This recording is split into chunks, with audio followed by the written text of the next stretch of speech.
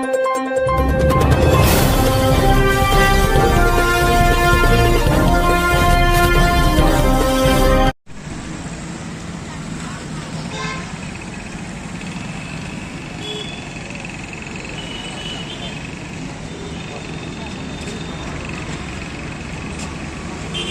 काय आहे? जळगाव शहर महानगरपालिकेचे सर्व अधिकारी कर्मचारी या मूकमोर्चामध्ये आज आलेले आहेत।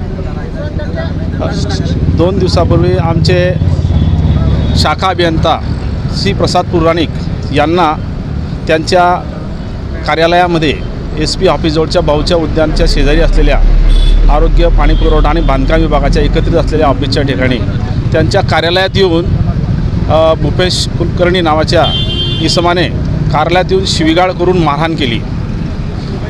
त्या ठिकाणी सर्व कर्मचारी, महिला कर्मचारी यांच्यासमोर त्यांनी मारहाण केली। त्याच्या निषेधार्थ आम्ही आजचा हा मूकमोर्चा काढलेला आहे। या संदर्भामध्ये आम्ही रामानंद नगर पोलीस स्टेशनमध्ये यापूर्वीच गुन्हा दाखल केलेला आहे। अशा प्रकारच्या सरकारी कर्मचाऱ्याला कार्यालयात येऊन मारहाण करणे हा अत्यंत गंभीर गुन्हा आहे। असे असताना देखील या आरोपीला अद्याप अटक